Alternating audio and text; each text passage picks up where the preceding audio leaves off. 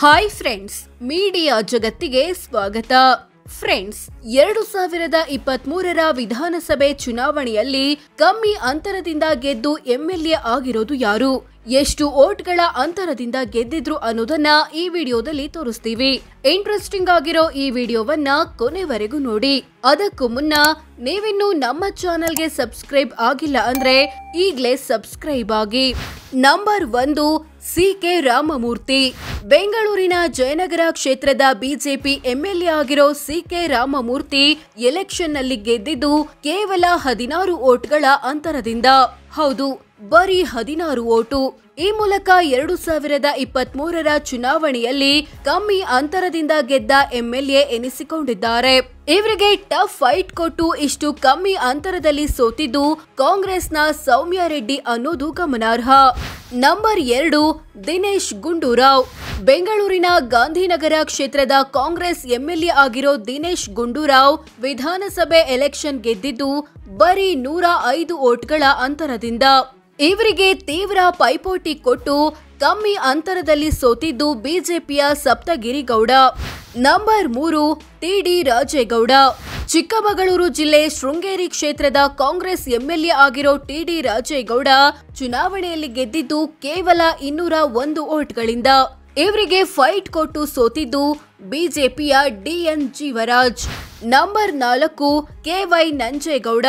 ಕೋಲಾರ ಜಿಲ್ಲೆ ಮಾಲೂರು ಕ್ಷೇತ್ರದ ಕಾಂಗ್ರೆಸ್ ಶಾಸಕರಾಗಿರೋ ಕೆ.ವೈ. ನಂಜೇಗೌಡ ಎಲೆಕ್ಷನ್ ಗೆದ್ದಿದ್ದು ಬರೀ 248 ಮತಗಳ ಅಂತರದಿಂದ. ಇವರ ವಿರುದ್ಧ ಇಷ್ಟು ಕಮ್ಮಿ ಅಂತರದಲ್ಲಿ ಸೋತಿದ್ದು ಬಿಜೆಪಿಯ ಮಂಜುನಾಥ ಗೌಡ. ನಂಬರ್ 5, ದಿನಕರ್ ಕೇಶವ್ ಶೆಟ್ಟಿ. ಉತ್ತರ ಕನ್ನಡ ಜಿಲ್ಲೆ ಕುಮಟಾ ಕ್ಷೇತ್ರದ ಬಿಜೆಪಿ ಶಾಸಕರಾಗಿರೋ ದಿನಕರ್ ಕೇಶವ್ ಶೆಟ್ಟಿ ಚುನಾವಣೆಯಲ್ಲಿ ಗೆದ್ದಿದ್ದು 676 ವೋಟ್ಗಳಿಂದ.